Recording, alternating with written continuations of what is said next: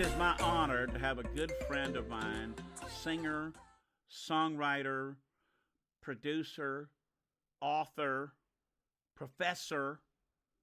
I think she does everything. She might even dance. I don't know, but please welcome Babby I do Mason. that too. I'm tired. There's Babby Mason, and Babby is also. So you do, huh? You do dancing too. Man, I can show you how to do the funky chicken that will just change your life. That's one thing. When I got married, my wife and I went on a cruise, and we went to the little disco thing and tried to dance, and she goes, "That ain't your calling. That is for sure." That's not your calling. So it's terrible about that. But it's a joy to have you on my program today, and just excited about it. Now, you've won how many Dove Awards? I've won 2 Dove Awards. Two Dove and Awards. 11 nominations. 11 nominated. That is incredible. And you've been nominated for a Grammy too, right? I have nominated for a Grammy. And 2010, you were inducted into the Gospel Music Hall of Fame. Is that right? Christian Music Hall of Fame. Christian Music Hall of Fame. Yeah, the Christian Music Hall of Fame. So you got some rewards there. I got some stuff on the wall. That's good. That's good. This is during this whole crazy coronavirus time. I know you live there with your husband Charles. And you're kind of out in the country on a farm. I have some stories of me and my wife. I think we've been locked together more in the past 2 months than we have been the whole 21 years of our marriage. And I don't know if that's been, how have you and Charles been surviving this thing? I mean, I haven't seen any headlines where anybody's murdered anybody out in Bowden yet, but. And we still have all of our limbs. We still have a good sense of our faculties. That's good. But I think living on a farm, that kind of gives us some space to go and play. You know, Charles is an avid gardener, so he has been playing in the dirt for the last 3 months, and that's kind of kept him out of my strike zone. Right.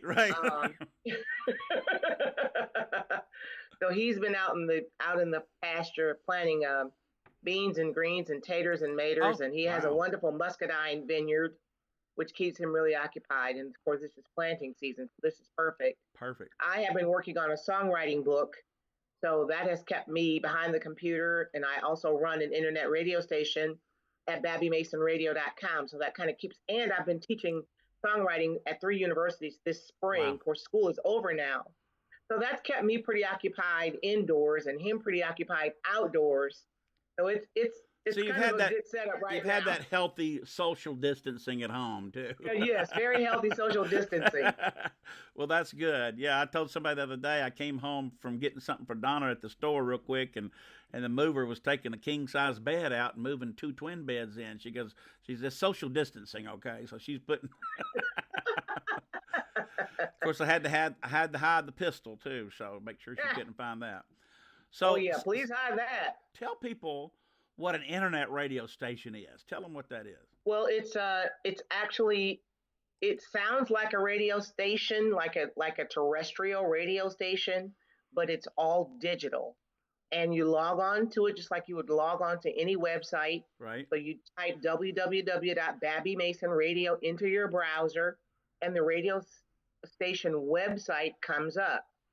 And then there's a button on the website that says Listen Live, and you click that, and you'll hear beautiful music and encouraging words around the clock. And internet radio stations are very popular. There are a lot of them out there, a lot of Christian internet radio stations. Sure.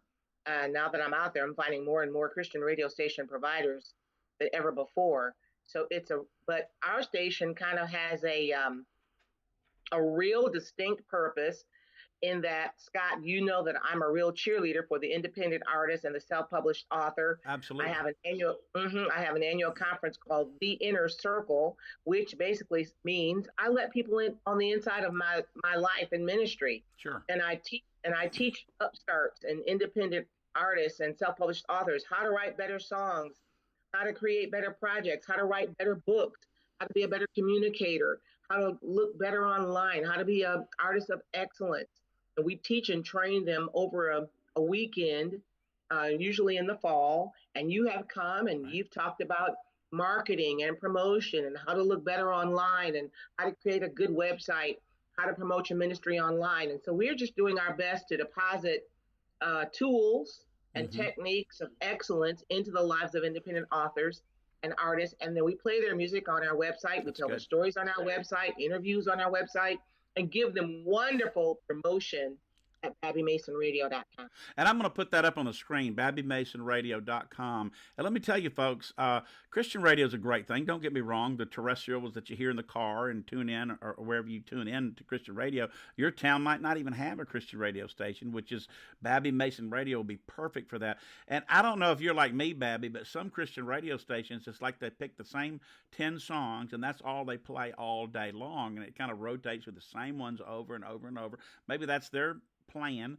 But what I love about Babby Mason Radio is that you give a good variety, a lot of new stuff, and opportunities, some great songs that you may never hear because they're not on a record label or promoted through some type of promoter. So it's a great way to hear great new music. So I want to encourage people to go to BabbyMasonRadio.com and And check that on out. Babby Mason Radio, Scott, I've been writing and performing for a lot of years now and have accumulated quite a library or catalog of songs that people might be familiar with. Right. And so I have the wonderful joy of being able to tell the backstory of how a lot of the songs were written, talking with a lot of my co-writers, and we have wonderful conversations that I've recorded. So you'll hear a lot of the backstory behind a lot of Babby Mason songs. Babby Mason is my favorite. I love playing her music and Right. love telling her stories. So it's a great place to kind of it has a lot of that personal touch Sure. and a lot of personal insights. And speaking of that, as a songwriter, I first met you at Estes Park, Colorado, I think it was. My friend Mark Lowry and I were together up there for an event, and you had just written. I think it was the catalyst.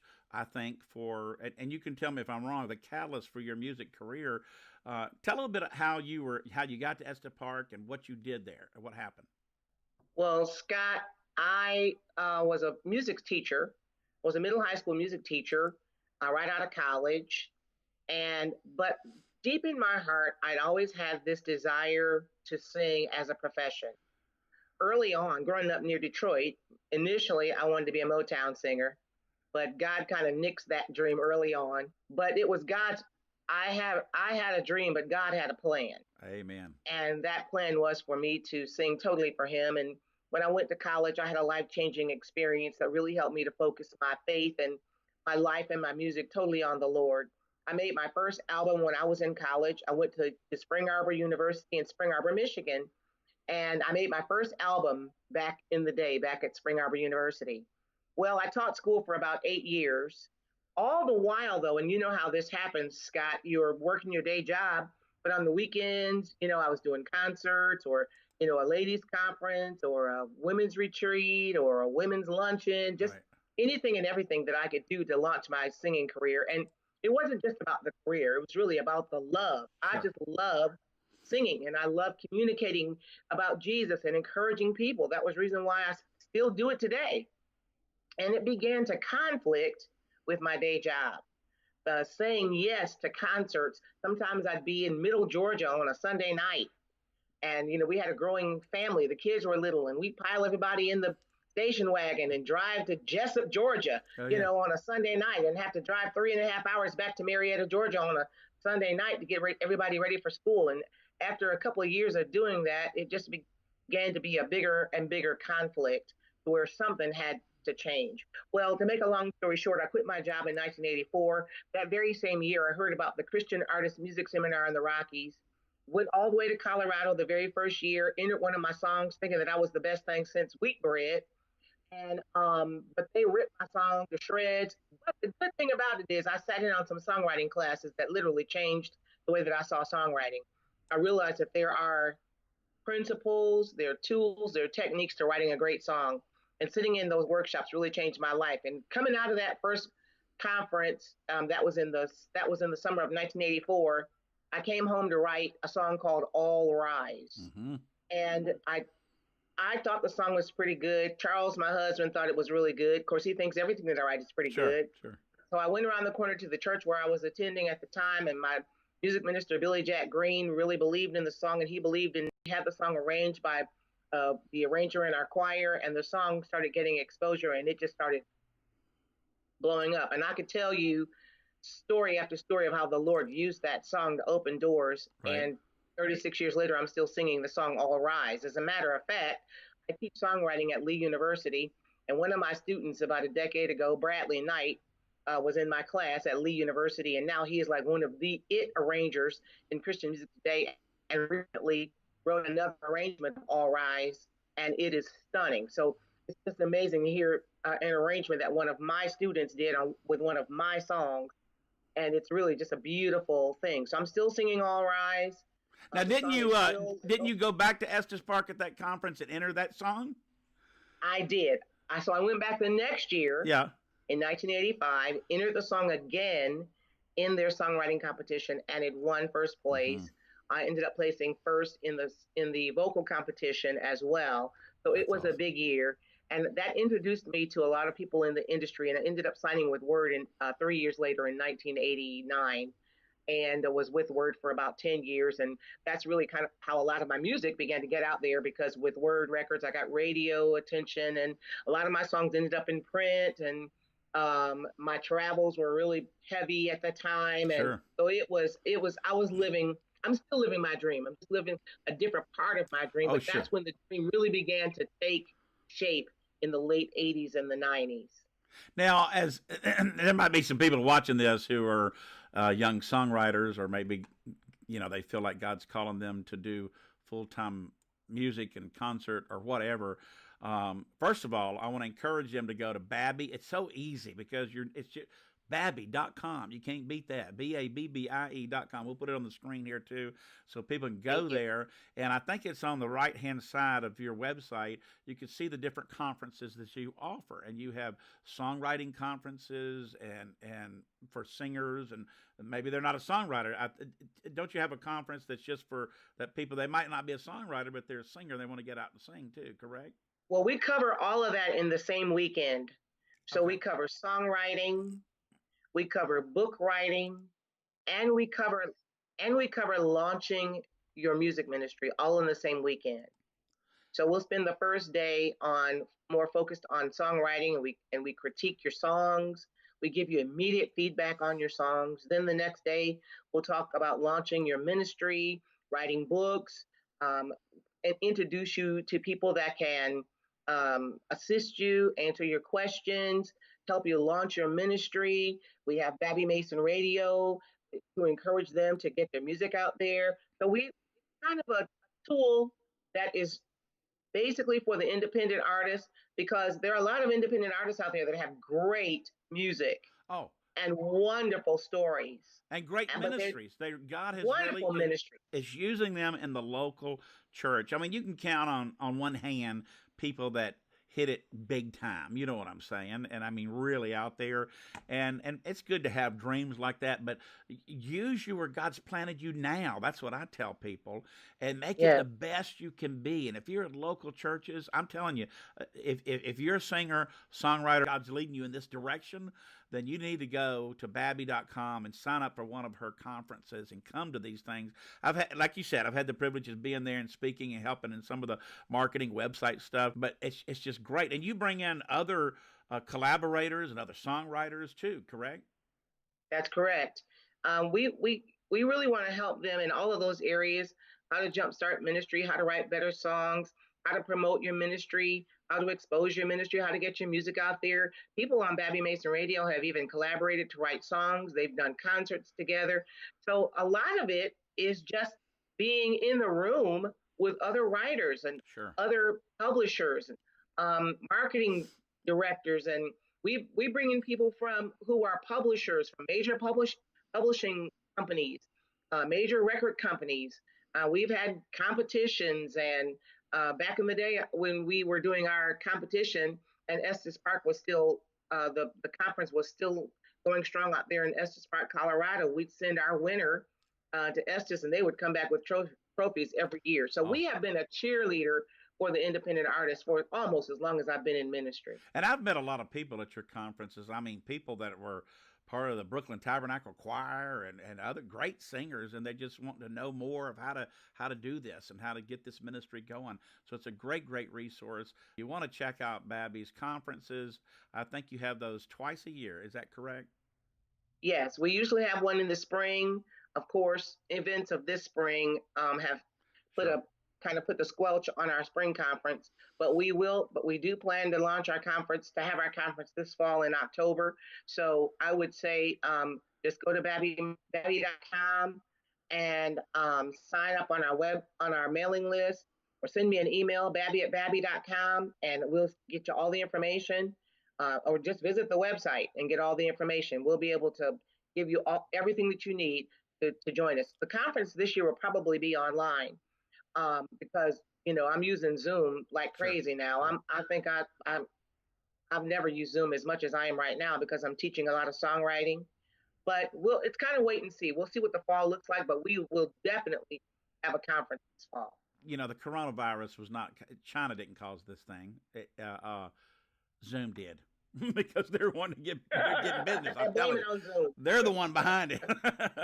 but yeah, whether it's online or not, it'll be great. And I've been doing these with you for a few years now, and hopefully you still want me back, and I can zoom in too. I've been doing those Zoom calls too, because God, this is what I love about synergy with you is that I'm not trying to keep any secrets.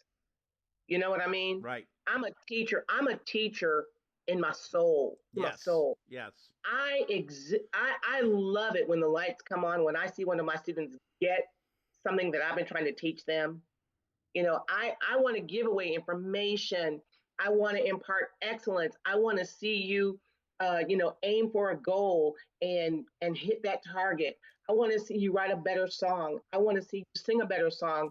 I want to see, that person that sits in that seat get a vision for their ministry. I want to see them get their songs on radio so their songs can be played on an international platform and get an email from somebody in Tokyo. You know what I mean? Absolutely. I just feel like that's part of the reason why I exist, so that I can teach and encourage and bring up not just the next generation, but this current generation, even people of my generation, because many of them are afraid of technology. They're not real sure how to, what internet radio is about, or they're not really sure if their songs are any good, or they're kind of afraid to take the plunge and invest a little money into their ministry. Right. And I can assure them, I can help them answer questions, give them answers, expose them to people. They know Babby Mason. There's a trust factor there. So I really feel like it serves a great purpose. Well, you're correct. As talented as you are in so many different areas, and God's really blessed you, which I'm thankful for that, to have you, especially in today's society, to use those gifts to glorify Him. But one of your best gifts is that of teaching. Babby did a trio with me and Megan Garrett, who is the singer and piano player, keyboardist for Casting Crowns, which is a fairly good band, and they've sold a few records. But I remember when we came to the studio for you and Megan to do your parts. Of course, Megan got there earlier than you did, and because you live out in East Jerusalem somewhere, you are far out, almost Alabama. Yeah, And we were, it's a day's journey to get anywhere. that's right. So you were driving in, and she got there, and she was really kind of reserved and just kind of looking around, just kind of. I said, "What's the matter?" And now they've sold 10 million records, okay? And she looks at me, she goes, "It's Babby Mason." Babby Mason is come. I'm singing with Babby Mason. Whatever. And that's what she did. And she goes, "She's my hero. She's my hero." And I remember you guys singing together, and you were pulling out stuff at her, and she goes, "I don't know if I can do that." And you said, "You can do it. You can do it."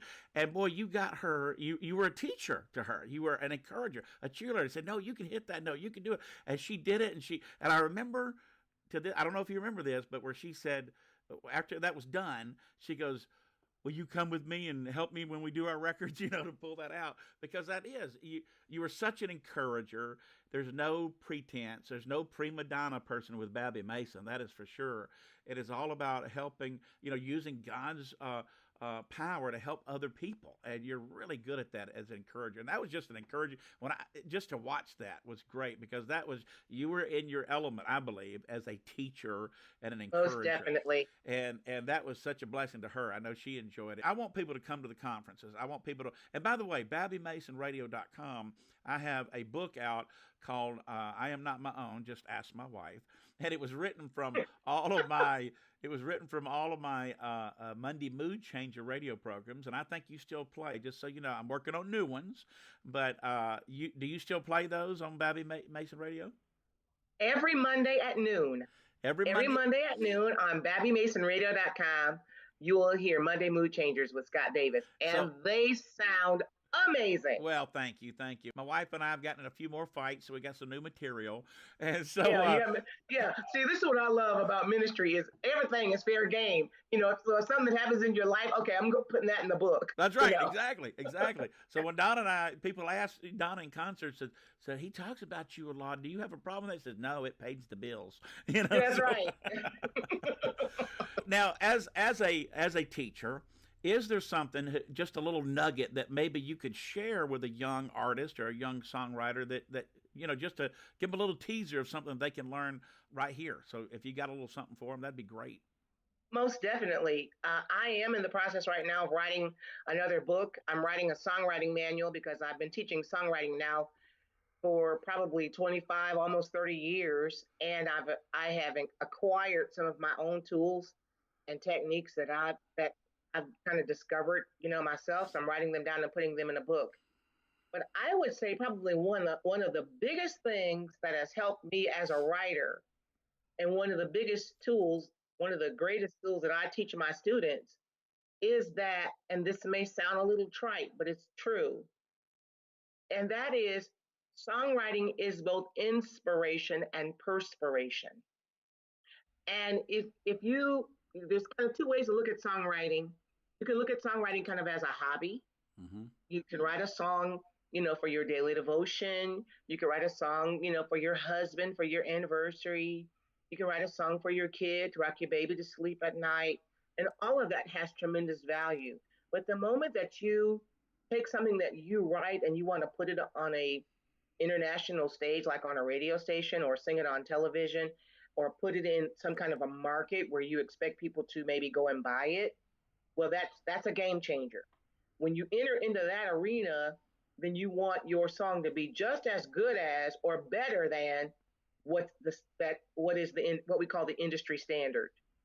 So when you want to put your song out there on an international market, then you want to write songs that have the same kind of qualities as Casting Crowns and Scott Davis and Babby Mason and Mark Lowry and Laura Story and any artist that you know and love.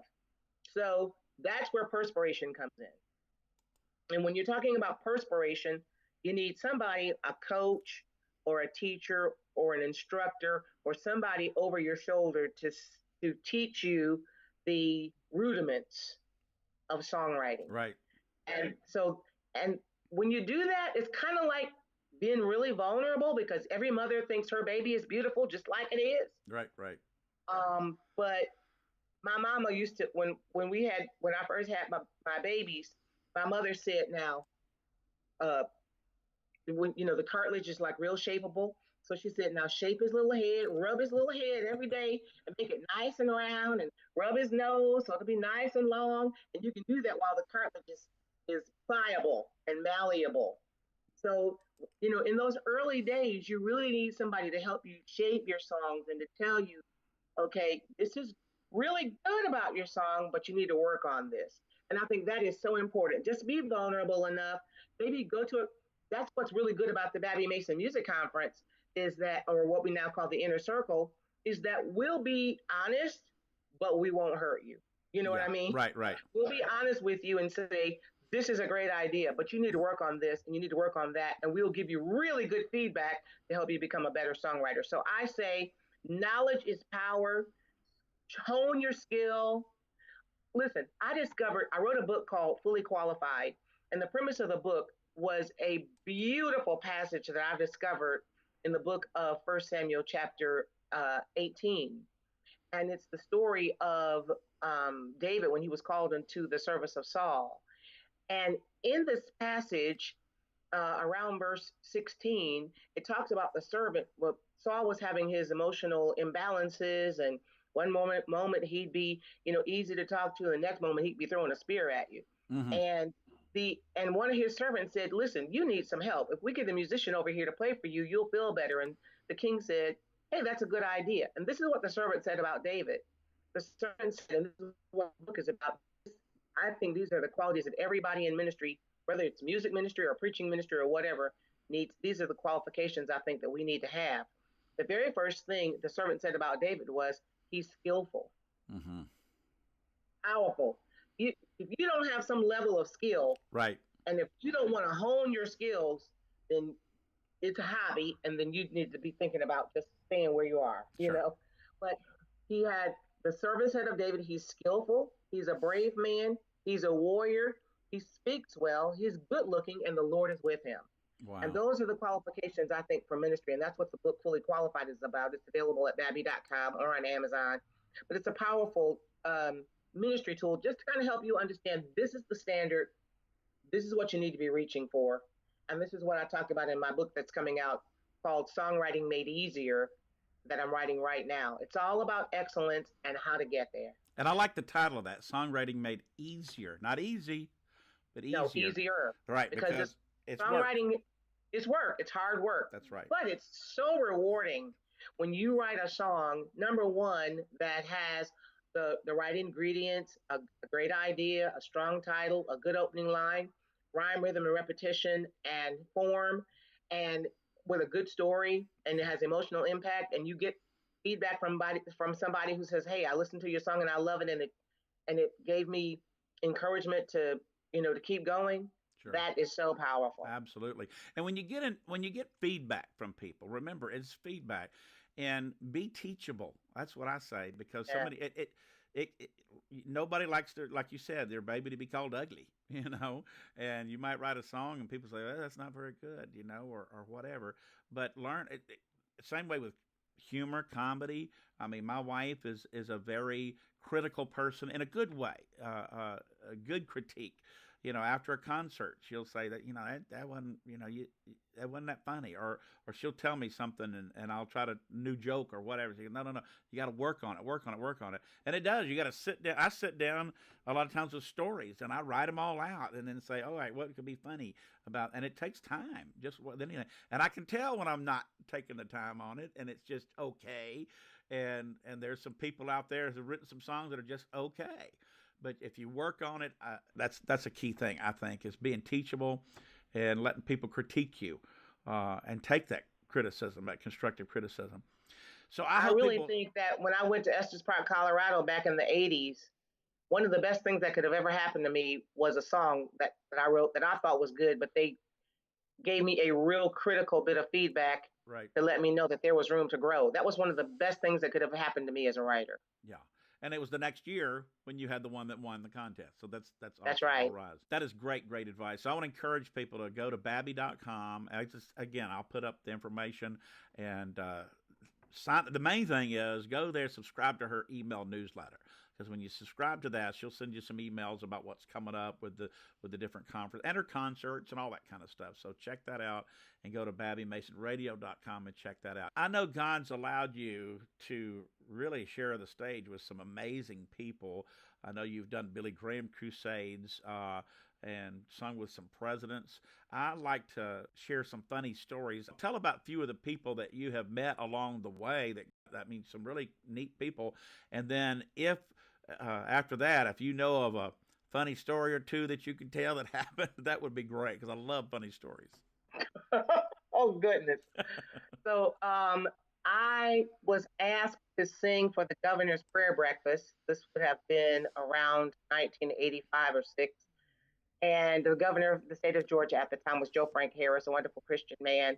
And they had invited Billy Graham to be the speaker that this morning. It was an early morning prayer breakfast that started like 7 a.m. in the morning. They asked me to sing. And listen, singing while plates are clanging and servers are dropping plates of breakfast dishes, and you've been there at the Oh banquet. yeah, oh, yeah. And I would much rather sing after the breakfast was served, but they wanted me to do my thing while breakfast was being served, and Oh, they that's may as well hard. have just propped up my picture and played some background music because I didn't think anybody was listening. But the last song that I sang during my set was Great Is Thy Faithfulness, which was probably the worst song I could have sung because it was slow and meditative while the crash of dishes were in the background competing with me. But when I was done, um, Billy Graham was supposed to have been the speaker that morning, but for some reason he couldn't make it. But Cliff Barrows, Mm-hmm. the song leader for the Billy Graham Association, was the speaker that morning, and he said that "Great Is Thy Faithfulness" was one of his favorite hymns, and would I consent to be the guest at their next Billy Graham crusade in Tallahassee, Florida, and that's how that happened. How about So that? in the moment that you just think you're just crashing and burning, you know, God is still at work behind the scenes. I love that there's a phrase in the song that I've been singing so much lately. It's Waymaker, Oh and yeah, there's great a song. bridge that says, "Even when I don't see you, you're working. Even when I don't feel you, you're working. You never stop. You never stop working." And Right. that is really the story of my life. He never stops. And then gosh, you might have to edit this out, but I just feel compelled to tell this story. I want to hear it. Okay. So I have been asked to there was a gentleman, his name was Peter Lowe, the Peter Lowe Association. He was like a success guru, and he would hold these huge seminars all over the United States.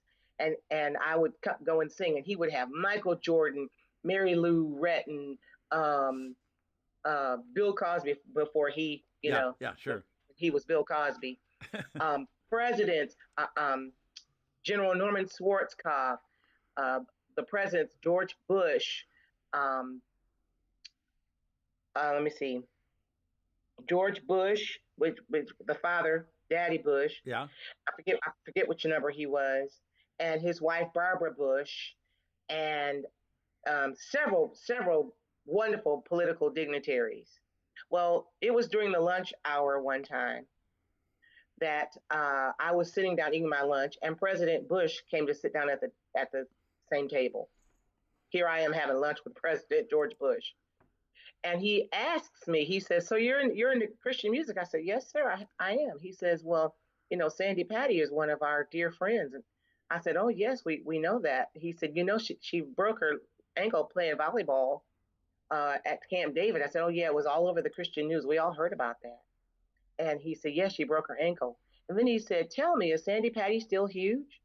Well, I didn't know if he meant huge in notoriety or huge in stature or huge in girth or whatever. I Right, didn't, right. and I figured if I said yes or no, either way, if I gave him the wrong answer, I would be totally embarrassed. And so what I said was, to the president of these United States of America, Sandy Patty has a great haircut. She has a great haircut. See, that is a political answer right there. You could be a Yeah. politician. That is a great way of Yes. answering it without answering it. So that is awesome. And then I got up and left. Oh wow, wow. But what a moment. But that was my introduction to George Bush. I love it. That is a great story. Now, one thing that we're doing together is called the Hymns and Humor Concert Tour. When I did that album that you sang on, and some of Casting Crowns, other members sang on it, and uh, um, the Nealons and Matt Duran and Billy Lord and all these folks sang on that album.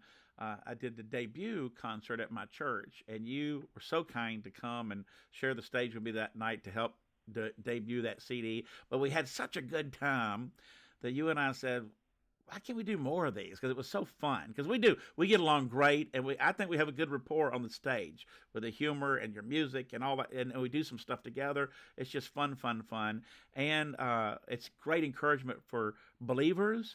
But my passion is always for new people when they maybe hadn't been in church in a while, maybe they don't know Christ, and we've seen people come to Christ. You and I did one of these events during a Christmas time up in South Carolina, I think it was, and there was probably about 800 people there, but I forget how many. It was like 20 something people came to Christ that night, which was a great, great thing. We had a lot of humor and a lot of great music by you. It was just fun. And we call it the Hymns and Humor Tour with Babby Mason and Scott Davis. We want to do more of those. What do you hope to accomplish with those concerts? Scott, I think the Hymns and Humor Tour with you and me is the perfect combination. It's the perfect combination of humor because even before this COVID-19 thing, uh, humor is just, it is the best. Well, the Bible says laughter is healing. Right. It's a If you medicine. want to get healed, it's medicine. Right. It's, yes, it's medicine to the soul.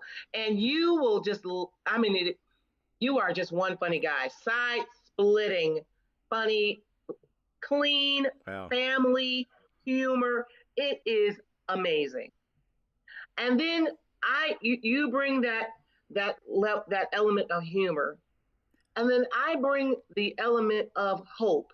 The whole absolutely. night is a hopeful night, but it's humor, yet it's worshipful, and I think it's the perfect combination of family humor, of church humor. I mean, if you're watching this, and your church wants a like an like a an event where you can invite anybody and they will be totally, there's a level of entertainment, yet there's a level of worship that's so encouraging. It fills the whole night full of hope. Hope is that confident expectation that your best and brightest days are still ahead of you. And who doesn't need that? We need that now more than ever. So I think it's a wonderful combination. You and I get to share songs together. We share stories together. I'm not a humorist, but I have had crazy, funny things happen to me. So I share my heart and my stories during the night. I get to share my music during the night. Some of my most popular songs, like All Rise and When You Can't Trace His Hand, Trust His Heart, and Each One Reach One, and With All My Heart, and favorite Babby Mason songs. I think it is the perfect event.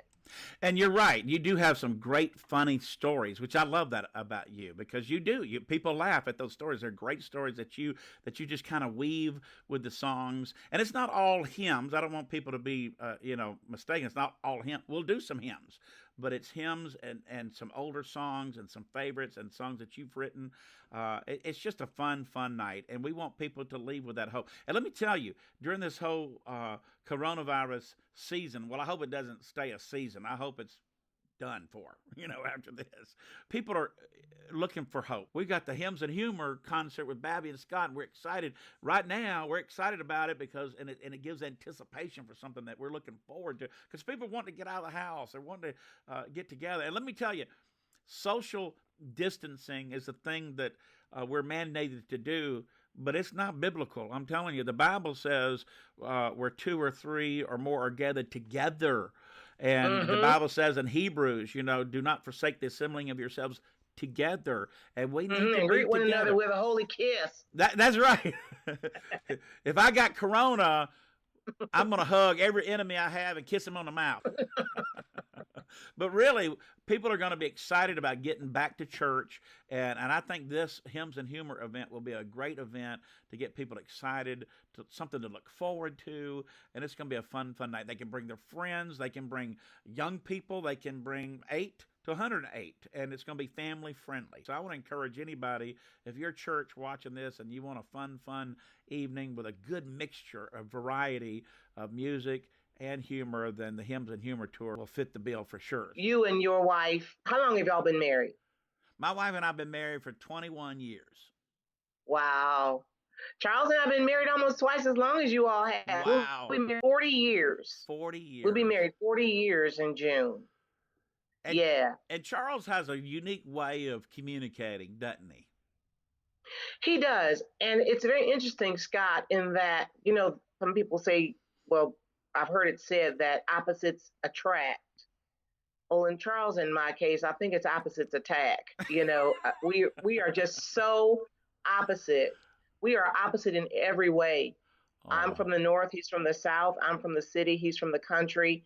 I love being indoors, writing a book, or writing my next lesson plan, or doing internet radio. Charles is usually outdoors playing in the dirt, planting beans, greens, taters, and maters. And um, but there was a bit of our relationship or our personalities that I really didn't realize until after we were married. When you're dating, you're on your best behavior.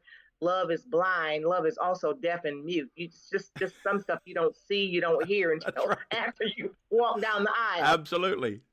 And when we were dating, he was on his best behavior. But once we said I do, I began to hear some idiosyncrasies in his language style that I hadn't heard while we were dating. I'm an English teacher. I'm a word person. I might even be considered a wordsmith because I craft words for a living. Absolutely. And the next day after the wedding ceremony, we were at breakfast, and I said to him, I looked across the table in his beautiful brown eyes, and I said to him, Charles Mason, I love you so much. And he said, baby, the feeling is neutral. Neutral. Well, I said to him, sweetheart, I think what it is you're trying to say is mutual. Repeat after mama now. Mutual. Well, later on that day, we were on a honeymoon, so we went out to lunch, and I placed my order. He placed his order. He said to the server, I'll have a Caesar salad with Caucasian chicken and extra coupons. And I felt the need to translate. I said to the server, I think he's trying to say a Caesar salad with Cajun chicken and extra croutons, and it just got worse from there. We were in church one night, and the pastor said, we'll take any prayer requests. And Charles raised his hand and he said to the pastor and to the church, I want y'all to pray for my friend that has cancer of the pantry. He was trying to say pancreas. And these just go on and on and on. Oh he has a challenge with some states. Like he says, I heard him talking to his friend on the phone. He said, yeah, man, this weekend we're going to Dallas Taxi. Taxi. And yeah, Dallas Taxi and San Antonio Taxi and Fort Worth Taxi. And it's not North Carolina or South Carolina, it's just Carolina. Yeah, I'm going to Carolina this weekend. His language style leaves a bit to be desired. But that could be a great project for you guys, though. You could have the Charles Mason word a day calendar, with his words. I like that. See, that's why you're the marketing guru. See, that would be a great thing. Just a funny thing. That's what it's supposed to be. Here's what it is. Here's what Charles says. But here's what it's supposed to be. But I'll tell you, the Lord fixed me. Because it used to be, I kind of used to look at this through the eyes of criticism and correction. And right. Being a teacher, I just felt like it was necessary to correct him.